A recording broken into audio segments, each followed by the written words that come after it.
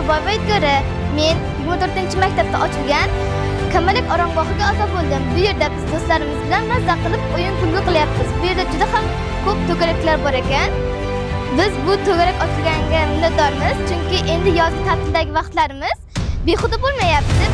Bu yerda do'stlarimiz bilan mazza qilib o'ynayapmiz. O'yin-kulgular bo'lyapti, turli to'garaklar bo'lyapti. Men ilmimni ancha oshirib oldim. Sizlarga ham buni tavsiya qilaman.